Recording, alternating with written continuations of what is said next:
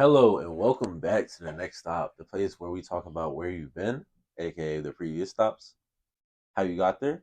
That can be called as the golden ticket, the sauce, you feel me? And then where you're going next, what your next stop is. So as you guys can see, I have a very special person next to me.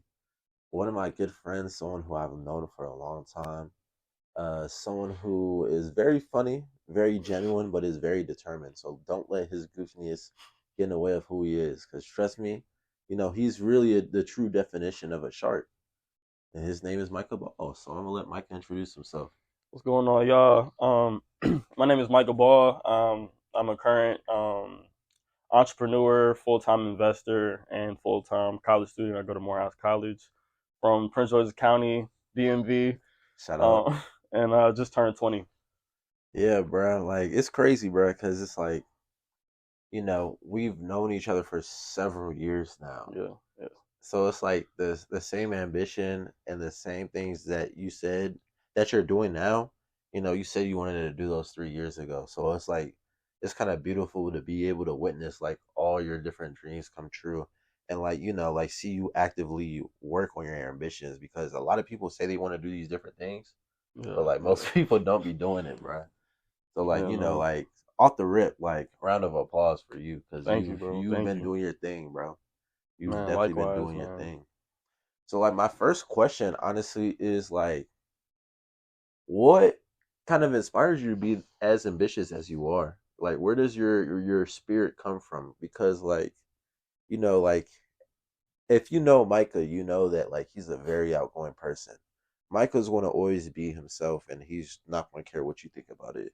But like Micah's always going to get the job done and he's very ambitious. Like if he's doing something, he wants to be the best at it. And if he's not the best at it, it's a problem. Yeah, it's definitely a problem, man. It's definitely a problem. Oh man, that's a good question, bro. I would have to say my ambition just, you know, it comes from just me wanting to have purpose in something. You know what I'm Yeah. saying?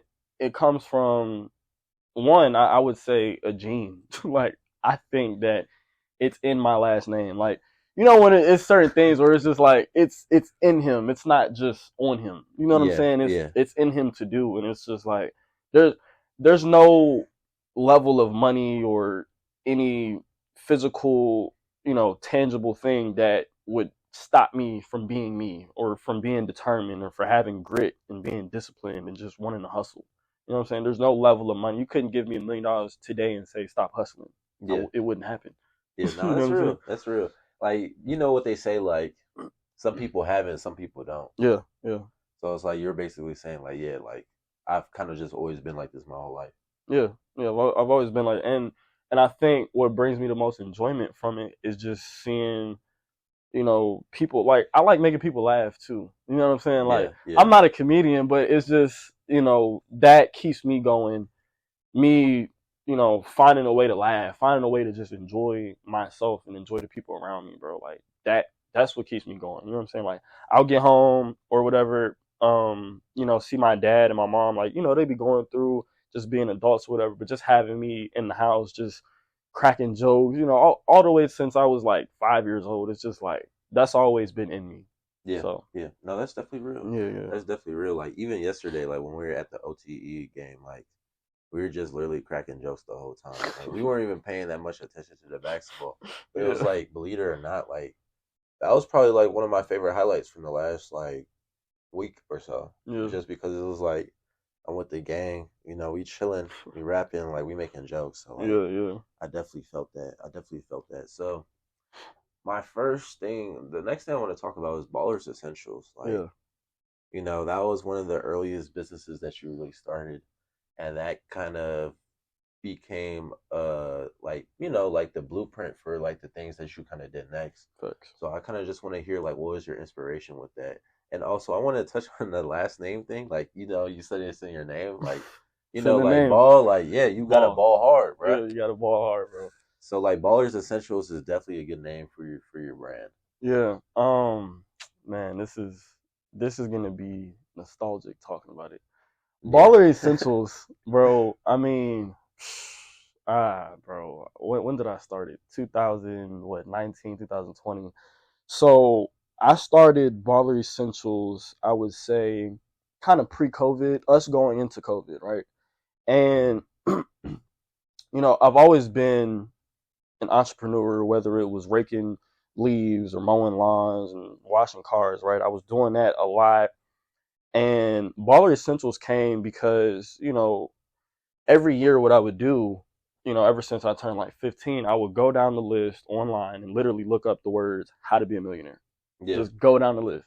First thing was stocks. So I got in stocks 15, made an account with like my dad or whatever. It was losing money like hell, but I was going through it. Yeah. And then from there I went on to use that money to invest in like getting products for my car washing business and like my lawn mowing business and things like that. So I was able to get money from that.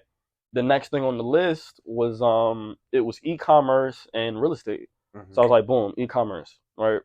During this time, I had a best friend in high school, and I was, I would always be on the phone with him like, yo, manifesting things like, yo, this is where I'm gonna be. I want to do this. I want to do that. So I remember this is how Baller Essential started, bro. I'm online one day and I'm, looking for like a do-rag.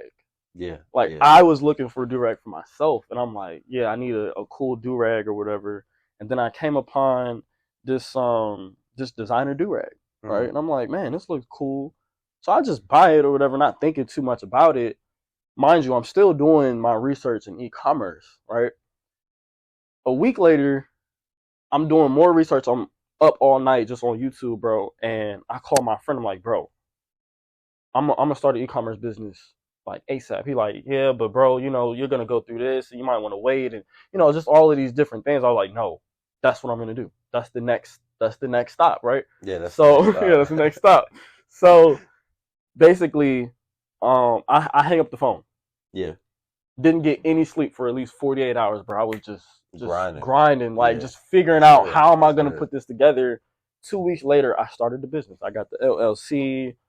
I went on Canva, made the logo, and I was like, yeah, this is what I'm gonna do. I was in that basement, like I was living in that basement, bro. Like, so Basement yeah, boys.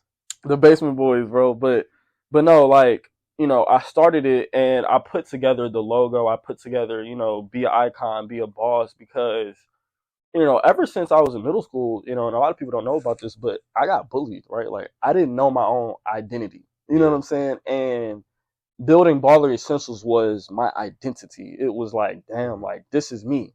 You know what I'm saying? This is what I'm presenting to the world at 15. This was what was important to me, right? So that brand, it wasn't just about the bonnets. It wasn't just about the do-rags, but it was about like me presenting to the world like, hey, this is my own identity. I found myself. I'm a hustler. Boom. And then it took off.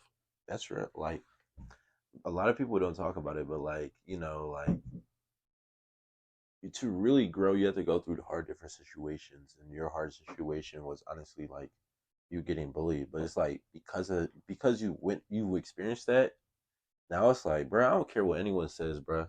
Like I'm a ball out. Yeah. You feel me? Like no pun intended, but like I'm a ball out.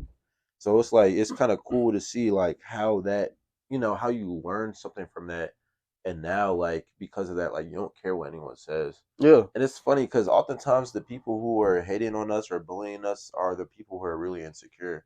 And once we boss up, those same people be the ones all up in our face. Am I lying? No, you're not, bro. I mean, it's either boss up or get bossed around, and that's on everything. Like standing on business, period. Yeah. But no, like I think you're right. You know what I'm saying? It was being able to see even in high school. No, not in high school at least. In high school was when I stopped getting picked on. Like I was known as a hustler. I was selling honey buns, bro. The honey buns, bro. All right, now I don't even want to get. Bro, I was just saying, bro. I was scamming honey buns in high school, bro. How are you scamming honey buns? Bro, it was all about the tactic, bro. Like, I would do it. I would word things in a way or move in a certain way where I'm dealing with high schoolers that just want to eat food, right? They want sweets. I was selling honey buns for $5 a piece, bro. And they were buying it? They were buying it, bro. They were buying it. You scamming them. I was scamming. Like, bro, it was crazy how I did it. And me and my best friend at the time, we were always laugh. Like we were Yeah. the goofiest people in school, right? Mhm. I mean, it was a small school or whatever, so we never got picked on, but it was just me and him. You know what I'm saying? We would just Yeah. always laugh at certain things or how people did things. But it would be funny because anytime I would scam someone with the honey buns, he's always laughing, and it was like, bro, you can't mess up my business Yeah. because you're gonna compromise what I'm doing to people. But bro, it was crazy. But nah, bro, like that's high school is crazy. Wow. Wow. That shows like the power of marketing and selling something. 'Cause Yeah, it's like a honey bun, like $1, and they buying it for $5. yeah, bro. I mean, everything is marketing. Like, no matter what, if you don't know how to market to people, you're not really gonna make money. That's why I think sales jobs are really the most important because it teaches you the aspect of the psychology of people, what they move towards, what it is that they're going to buy. Mhm. You know what I'm saying? I had to learn that young, even with Baller Essentials. Like, I had Yeah. to learn, okay, I see a problem. This was COVID, bro. COVID was the best for me, and I was able to market like hell because Mhm. TikTok was booming, Yeah. right? Yeah. TikTok was booming, drop shipping was booming, everyone was ordering online. I said, boom, that's the target. But not only is that the target, it's women that wear bonnets, Mhm. black people. You know what I'm saying? Like, you know, everyone has a head, and that stuck with me. I'm like, everyone has a head. You know what I'm saying? Like when they go and get a haircut, they're gonna want to do rag. Right? Yeah. When girls go to sleep at night, they're gonna want a bonnet. And what I learned about the bonnet business essentially was that after a certain time, when that bonnet gets old, you need a new one. So Yeah. come back. Boom. Now I got customers just coming back, come back, come back. And then word of mouth. Oh, mom, look, I got this bonnet and it's silk and boom, boom. So her mom orders it and her grandma orders it. Bro, it was marketing, bro. Yeah, and they be like, "That's hard. Like, I Yeah. want a Dior bonnet. Right, right. I want Dior I want bonnet. a Dior durag." And it's crazy because it's like TikTok really had businesses booming. I Yeah. mean, businesses are still booming right now because it's like we're the generation of like social media. So it's like everyone be on there and be like, "Oh, that's actually cool. Like, Right. let me check that out." And it's like when COVID was going on, everyone was at home. And you know what? Everyone was on TikTok. TikTok. TikTok all day, TikTok, every bro. day. Yeah. TikTok. Real quick about that though. So I remember in my planning phase with Baller Essentials, and this is like my last point on Baller Essentials, bro. It was with TikTok. There was this girl that lived in my neighborhood, and she would be going viral during COVID wearing these bonnets, Yeah. right? And they were like dingy bonnets, and she was doing like these ghetto girl videos, right? Mm-hmm. She's getting 50K views, 100K views. I'm like, bro, this right here is an investment. This is Yeah. money to be made. Yeah. I reached out to her. Mind you, bro, this is high school, so like, anybody's willing to do anything. It was just like, okay, boom, we just kids, we just doing whatever. I Yeah. reached out to her, put together a whole pitch, put together a whole email draft on what I wanted her to do. I'm like, hey, I'll give you my bonnets for free. Just put them in your video and, put the link. And, I gave her like her own QR code. Bro, when I tell you, one of the two of the first videos she did with those bonnets on sold out.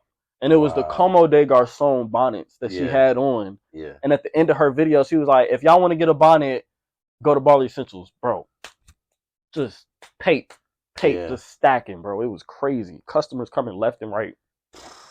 That is crazy, bro. Yeah. That is crazy. So, like, how have you used your marketing skills to kind of propel you with your different like passions, specifically with real estate? hmm Yeah. Okay. So with real estate, I would say it's a little different, Yeah. right? I mean, it's a different industry, it's a different market. With real estate, it was being able to market yourself, right? And okay, how do I put this? It's like when you're young, right? You get paid to just do things. Yeah. When you get a little older, you get paid to teach what you know. Yes. So it was me going into real estate and just getting paid for doing things, and that was wholesaling. hmm So remember when I told you I was going down that list of how to be a millionaire? The next thing on the list was real estate. So, can you break down wholesaling to the audience and like Okay, yeah, what that yeah. actually is? All right, so wholesaling is essentially, you know, you being a middleman, right? And you taking one product that you got contracted or you have possession of at a discounted price and you selling it over to someone that would pay a higher price, right? hmm That would give you a profit margin. So just to make it in simpler terms, right? Let's just say, there's a broken phone. Yeah. Cool. There's a broken phone, and let's just say I tell you that I'm going to buy it from you for $5. Yeah. Cool. Now I've done my due diligence. I've done my research to understand I have to put an extra $5 in it in order to resell it for $15. Yeah. So like you or would use $20. you would use your $5 to like fix the screen or something, and then you could sell for No, more money. Or you don't even have to put money I don't into have to it. put money into it at all. I just say that I'm going to buy your phone, and I have Jimmy here, right? Yeah. That's really going to buy the phone. Yeah. But I'm the one that got in contact with you first. So now if Jimmy wants to buy your phone, he has to go through me. Yeah. And I'm going to charge for that. So you know the true value of the phone. I know the true value of the phone. You're like, oh, like let me get $5 from it, and then another person will buy for like exactly, 15, and then they're going to like pay $10. me. Right, they're going to pay me on top of that. Off of not doing anything. Off of not doing anything. Wow. Right. So now, obviously it's not as simple as that. Yeah. Especially when you get into real estate, it gets a lot more complex, it gets a lot more deep. But that's the overall aspect of wholesaling. It is, in real estate terms at least, it's taking a distressed property or a beat up property, right? Getting it under contract and then assigning it to the end buyer with the real money, right? Mm-hmm. And then you getting a percent off of that or a fee. They call it a wholesale fee. Yeah. So it's like, if you wanted to sell your house, right, that's beat up, I do my due diligence and I do my work and looking at comps and looking at different numbers. Yeah. I sign a contract with you, right? And that contract I take over to Billy, who's a millionaire, and I say, Billy, if you want to buy this property, you have to pay me $10,000 on top of what you're going to buy the property for. And it's all discounted. Mm-hmm. So he's really getting, his bank. A bang for his buck. Yeah, a bang for his buck. Because it's like he's getting it for a lower price. Right. But like it's kind of a win-win situation for everyone. Yeah, because the person selling the property that they want to get rid of. Yep. They're getting paid for helping like set up this deal, and they're getting a discounted price. Facts. Wow. So like why don't more people get into wholesaling? You want me to give you the honest answer? Yeah. Everybody just not him, bro. Everyone does not have the work ethic. Everyone does not want to do the hard work or do the work that no one cares about or that no one wants to do. So like what is the work that no one wants to care about? Like what's the ugly of wholesaling? What's the ugly of wholesaling is making 500 calls a day and one person picking up and saying that they're interested in selling. The bad is you have a deal that's getting ready to go through that you spent 3 weeks on and it doesn't go through. Yeah.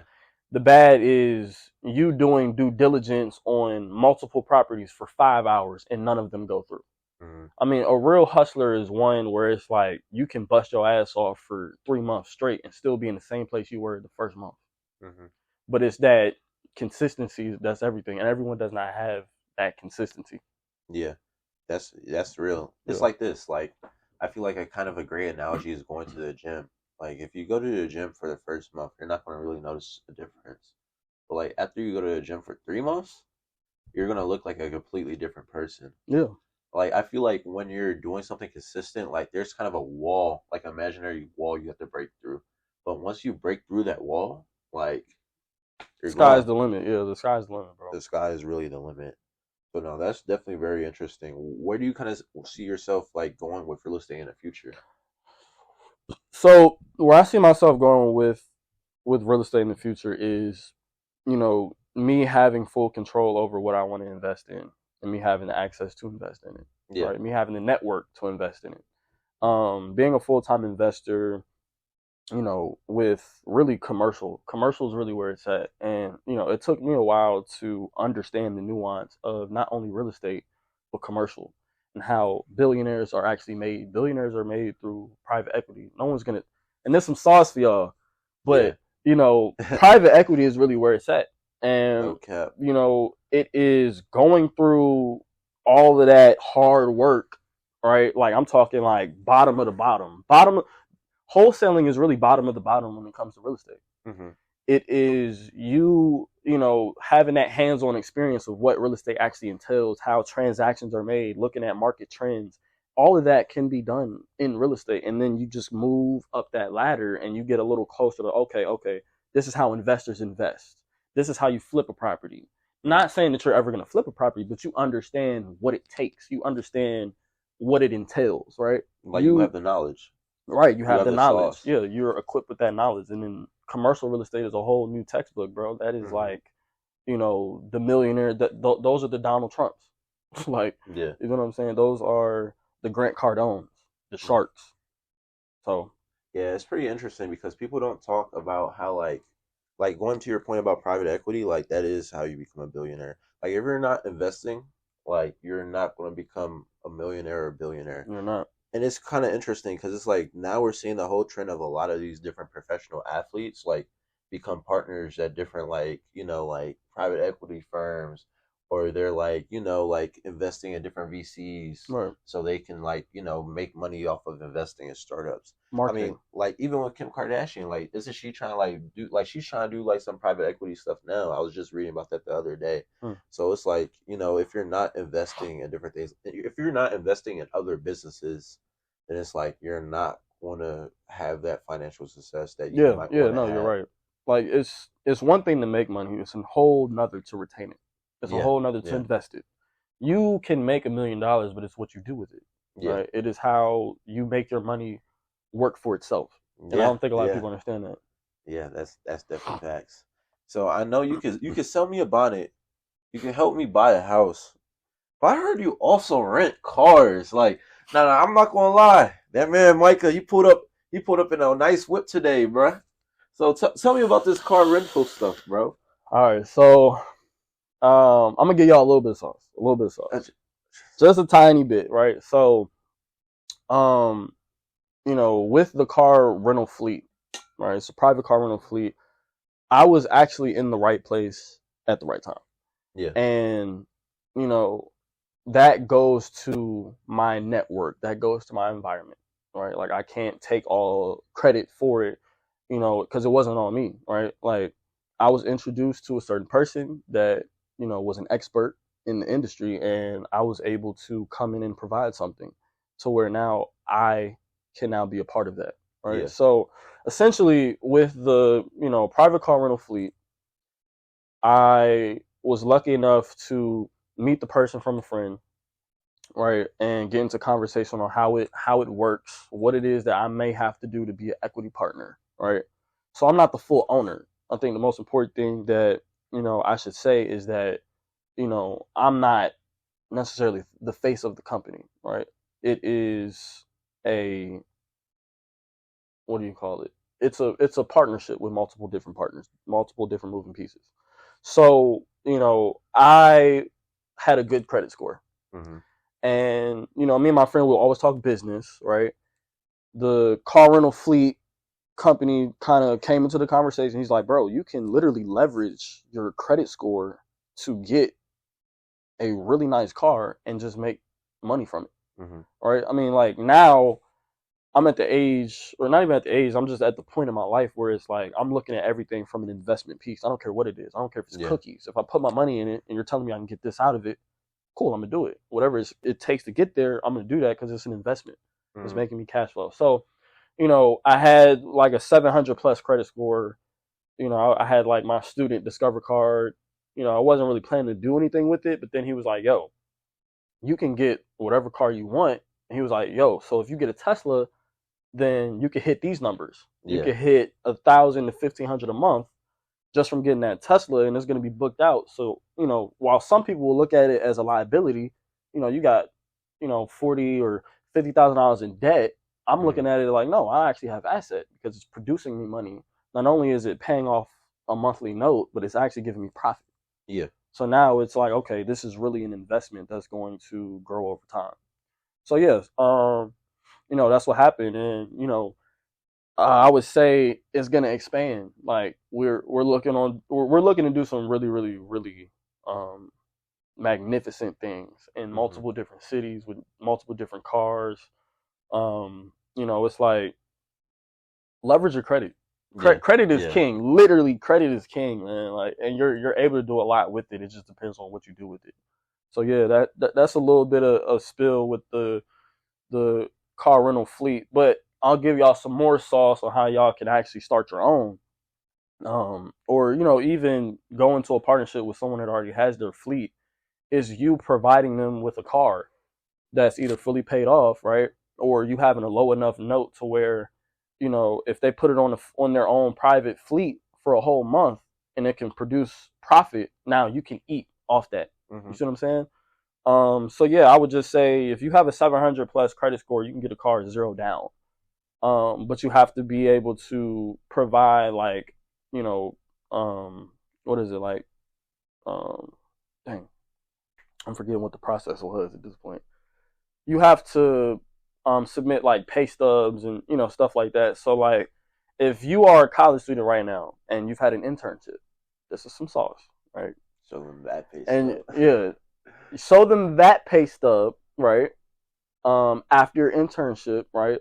That W-2 or whatever, and you have a 700 plus credit score, you can get whatever car you want. Yeah. You can get a Mercedes, you can get a Tesla, you know what I'm saying? You can get a Hellcat, whatever. Yeah. But just make sure, though, right, that, the car fits into the certain parameters for you to hit profit. Don't just get a car to get a car, right? Yeah. It is make sure that you have an expert on your team that's like, no, we need this type of car, right? Because it's going to produce this amount of revenue, and this is how much profit you have left after all expenses. Mm-hmm. So you have to be able to do your due diligence. It wasn't just, it's all milk and cookies, go get this car. It was, no, I have to actually, sit down and type certain things up, research, okay, run through certain numbers, put it in a Google Excel. It was all of that.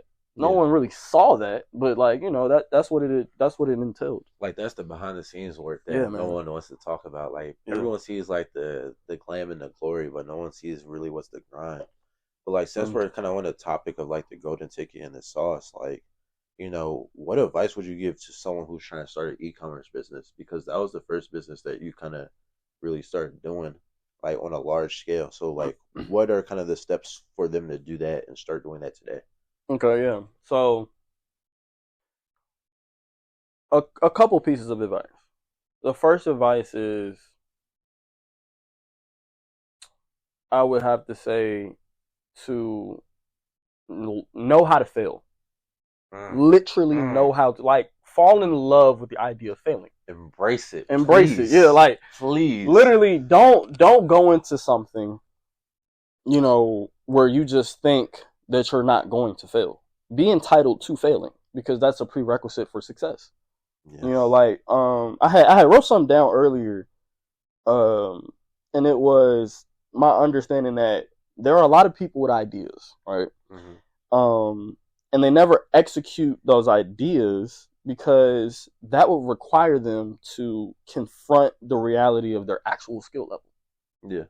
And that's dangerous, because all those ideas that you never execute, you compromise to yourself, I don't have this skill level, or you don't want to gain that skill level to actually execute it. So that's a piece of advice for really any business, but e-commerce, in specific, you have to do your due diligence. Understand what is e-commerce. Don't look for free handouts. Go do the work. That's the real sauce. Go do the work. It is understand, okay, this is drop shipping. How do I get a supplier? What does, an email list look like? How do I advertise to certain people? What is that target audience? What is the product? Right? Mm. What is the brand? How do I want to advertise that brand? Right? How do I want to get it in front of people's face? Yeah. And that takes money, that takes time, that takes energy, that takes failure, that takes all of that. Yeah. And that's what people are scared of doing. Yeah, that's what people are scared of doing. I feel like a lot of things in business, like the different lessons that we learn, are life lessons, right? Yeah. Like the ability to be able to fail and move forward. Like Michael Jordan has missed a lot more shots than he's made throughout his whole life in his career. Right, but it's the one he made that are the most important. Exactly. And it's like, how can you learn how to continue to make a shot and to be better at hooping unless you lose a couple times, unless you miss a couple of shots? Yeah. Like, you have to fall forward. You have to fall your way into success. it's like, honestly, if you're not failing at something, or if it's, then that shows it's not really that difficult. Right, it's not. And that means you're not challenging yourself, which is a problem because that means you're not going to grow. Yeah, you're not. I mean, you kind of hit it right on the nail, bro. Like, I learned that early on. I think one of the most dangerous people are the people that are, how do I put this? Are the non-working type of determined people. Those people who, don't ever put in any work, but they're super determined. It's like how does that equate to whatever you're trying to get to? Right? It's like you can't put on a facade that you're working towards something, but you've never failed. You never actually put in any work. You just like the spotlight, or you just like looking like you hustle, but you're not really a hustler. It's a weird paradox, right? Because you have people who say they want all these different things in life, but it's like, what are you actually doing to achieve it? Exactly. It's like that whole saying, like, actions speak a whole lot louder than words. Mm-hmm. So it's like, it's better for you to just be about it than say it. Because if you say it and you don't be about it, then you're kind of just embarrassing yourself. Yeah, you are embarrassing yourself. And it's funny because it's like you can see who's going to be successful in life if they're always about that action, or like if they don't care about what other people think and they just focus on what they got going on. Like those are the people who, at the end of the day, really win. Yeah, I mean, the real sharks, the real people that you should watch out for are the people who are extra determined and they don't care how they get to it, but they're going to get to it. Exactly. Those are the people that are going to chew you up and spit you out. Yep. It's like those are the people that are constantly like, and I tell myself this all the time. I'm always on the hunt for who I have not become yet. Mm-hmm. If you're not on the hunt for who you have not become yet, you're not going to be successful. Yeah. You know what I'm saying? I mean, like, quitters never win and winners never quit. I think we all understand that. Yeah, yeah. Now so if you're going to quit, you're not going to win. Yeah. Yeah. So I kind of want to talk about like your view on friendship, right? And your view on like the people you surround yourself with, because like like you always use that term sharks, like, oh, he's a shark, or yeah, nah, that's not a shark. You feel me? So like, how important is it for you to be around like-minded individuals, and how does that kind of impact your friendships as well, and the people that you decide to socialize with, and the people you say, nah, I'm kind of cool off of? Yeah, man, that's deep, because very deep. We get deep over here. At the next stop. Whoa. Pause. Pause. Super pause.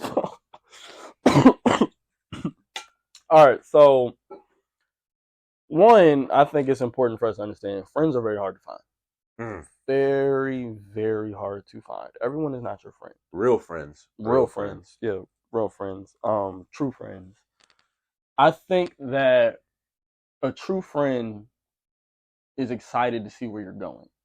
Right? An associate, they kind of indirectly envy where you're going. It's very hard to tell. Right? And I think it takes experience, and it takes you going through your own path to be able to identify the differences between a friend and an associate. A lot of any man's success, right, comes from his network, comes from his true friends who are going to be real with him. Like, you want to have a friend that's going to be real with you. You want to have a friend that is going to, work out with you, right? Grind with you. You want a friend that is going to be able to call you when you're going through some tough times. You know what I'm saying? Like, I don't want to be that friend where we just outside and we just hanging out all the time and popping bottles. And no. When you're going through it, call me. I'm right here. Yeah. You know what I'm saying? It's like, I'm that friend, because at the end of the day, it's not about, what everyone else sees. It's about what people don't see, right? And what, especially being a man, you aren't taught to actually let that out. I'm that type of friend where it's like, nah, bro, like, you can cry right here, right now. I'll cry with you type. You know what I'm saying? Call me when you're at your lowest point, because that's what matters. It doesn't matter about how much money you've touched. It doesn't matter about, your success and how people view you and this and that. It's about those tough times. Who was with you during those tough times? Everyone wants to be with you when you're not in those tough times, when you're just success. But I speak very highly on your environment and your group of friends. You're the sum of, what do they say? You're the sum of the 5 people you hang around the most. Yeah. And that is so true. That will set your paradigm. If you hang around people that just smoke all day, you're gonna be a smoker. Mm. You know what I'm saying? Birds of a feather flock together. Yeah, they flock together. Flock together. I mean, like, if you're not if you dominate your associates, there's no room for you to grow. Mm-hmm. And I think a lot of people are in spaces where they're either the smartest of their group, right? They make more money than their friends, and they get put into this level where it's like they don't have any room to grow because there's nothing to look up to, right? And when you go into certain environments and people kind of change the way that they interact with you or whatever, like, oh, so you think you Hollywood and this and that. It's like, no, I don't. I'm just trying to be somewhere where you're not necessarily trying to be. You know what I'm saying? Like, I learned, and I think this was from Steve Harvey.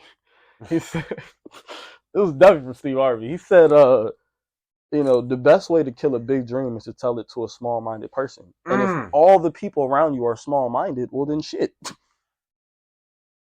You're going to kill it. Yeah, bro. Yeah, like, just talking to certain people about the things I want to do, I'm like, wow, you don't believe in me. Yeah, and I can't talk to you about that. And that can really destroy your ego. Mm-hmm. That can really tear you down, bro. It will. That can really tear you down. That's why most people say don't even tell people what you want to do. Yeah, until it's already done. Until it's already done, because that person might be the reason that you don't do it. Right. So that's crazy. That is crazy. You've been dropping a lot of gems today. You've definitely been dropping a lot of gems. Like, the people that you really hang around, like, matters so much. Like, your network is your net worth. Because, like, for example, like what you mentioned earlier, if you weren't around the right people, you wouldn't have gone to the car rental business. Facts. I wouldn't have known anything about it. Exactly. And it's like, for me, like, I believe that, like, you're a student of life. Like, you're supposed to be learning every day for the rest of your life. How am I supposed to be a student of life when there's no one there to teach me? In the sense that, why am I surrounding myself with people where they're all like me? Like, I don't want to be surrounded by, like, people who are just like me. Like, I call my homies my twins, but I don't want them to be my twin. Like, I want them to be their own individual. Right. Like, yeah. Facts. How am I supposed to learn about film stuff if I don't have friends in film? Like, how am I supposed to learn about real estate stuff if I don't have friends in real estate? Like, I'm doing myself a disservice, and we're doing we're doing each other a disservice if we're not who we are as individuals. And it's like, like, God created us as individuals for a reason. If He wanted you to be someone else, He wouldn't have made you someone else. Yeah, and I mean, I think, like, when you go into that idea of friends, it begins to be a little bit more complex. So I know you hit on, like, if I want to be in real estate, like, it's important to have a person in real estate. But this is where it gets a little complicated, right? It is, and I actually learned this from a lot of my friends too. Yeah.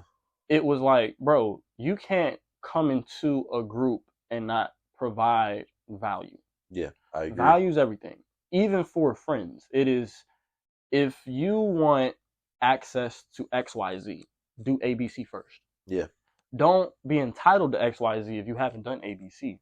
Yeah. So, it was a deep conversation I was actually having with one of my friends, and it was like, like, okay, I want, like, okay, you're the e-commerce guy, right? You have to have a niche. You have to be an expert at something, and it will be useful someday, right? But it's like, don't try to be the same, right? Don't try to be the real estate guy. Don't try to be. Now, me, I'm a Renaissance, like, Morehouse produces Renaissance men, so it's like I'm in a little bit of everything, serial entrepreneur. But it was understanding I still want to be excellent at one thing. Yeah. Because when they need it the most, they know who to call on. But if I'm just that guy that's just leeching on, I'm gonna get kicked. You see what I'm saying? So, like, if you want to stay in a certain group, you have to provide value. It's more than just talking the talk. You gotta walk the walk. You gotta do the do. You know what I'm saying? It's like, my friend told me, he said, you know, in one of our conversations, it was like, you gotta understand even how private equities and LLC structures are built in businesses, family businesses. It is, you know, let's just say he's the real estate guy. You got one real estate guy in the group. You got one guy that's excellent at marketing, and then you got one guy that's excellent in accounting. Now you have a full freaking business because you go to him for real estate advice, you go to him for marketing advice, you go to him for accounting advice. Now you have a trust. Now you have a multi-million-dollar business because everyone's playing their own part. You know what I'm saying? I don't know if you've ever watched the BMF story, but a lot of why that stuff got destructed is because some people wanted to fall out of line. And it's like if you envy your friend for playing his role and you're trying to take his role, you're gonna ruin the whole structure. So Yeah, don't ruin the whole structure. Play your part because your part matters. Don't try matters to a be lot. anyone else. Yeah, I agree. I agree. Like a perfect example is chess. Like every piece on the chessboard matters, and even when you think you don't matter, for example, a pawn becomes a queen, or a pawn can become any piece that you want. So it's just like play your position. Not everyone needs to be like everyone else, and it's like again, you lose your individuality, Mm-hmm. and it's like just because you're my homie, I do not have to put you on, bruh. Like if you're not adding value, then Yeah. that's me doing you a disservice, and that's me doing myself a disservice. Like if we're gonna work together, you have to add something to my life, and I have to add something to your life. Right. Like it has to be a mutually beneficial relationship. It can't be a parasitic relationship in the sense of someone's just leeching. So nah, I definitely agree. But like as we kind of come to a close, like like what's your next stop, bro? What's next? Talk to us, bro. All right. Give us a sneak peek. Sneak peek, man. And like, I don't want to, put too much out there, but the next stop, honestly, is like my empire being built, Mm, like with my last name. Period. yeah. The next stop is me holding, you know, big pieces of real estate. My next stop is having multiple e-commerce businesses that I, fully automate. It's having multiple businesses, honestly, that I'm able to fully automate and, just have the freedom to do whatever I want and go wherever I want. That's the next step. Yeah. Yeah. So, y'all keep it tuned in, and just to kind of also put some references on the table here. If you guys want to learn about real estate, you guys can also go to ballerinvestments.com or ballerinvestmentsllc.com, where I have 3 ebooks if you want to learn about how to, buy residential or even sell residential or even get into commercial real estate. I make sure I break down all of those in those ebooks. You can Tap go to in. balleressentials.com if you want yourself a bonnet or a do-rag. Yeah. I'm going to be restocking in a couple weeks. And then, you can go to cruisingluxuryrentals.com if you want to book you a car in Atlanta. Mm-hmm. And That's a yeah. bet. That's a bet. That's all really good to hear, bruh. That's all really good to hear. Again, go tap in with all those. Again, say all your ads, including your personal, bro. Okay, Like if yeah. they want to follow you. Personal Instagram is aries.micah. That is Aries as in the sign. Baller Essentials Instagram as well, and then Yeah. at Cruising Luxury Rentals. Bet. Yeah. Yep. Go buy a bonnet. Go get you a new house. Yep. But, Go rent a nice little Tesla. You know what I'm saying? Pull up on Shawty. Be like, yeah, I just got my. What's your baller essentials do, right? yeah. Do it It's all, your man. Tesla, and then Do it take her all. back to your new mansion, bro. Take her back to the new mansion, Tap man. in with Micah for real. Like Micah has experienced a lot. He has a lot of different great resources, and he even has a book. Like all the different things that we talked about, you can learn from him. So yeah, definitely tap in. Hey man, well look, I do want to thank you, you know what I'm saying, for like bro, you know what I'm saying?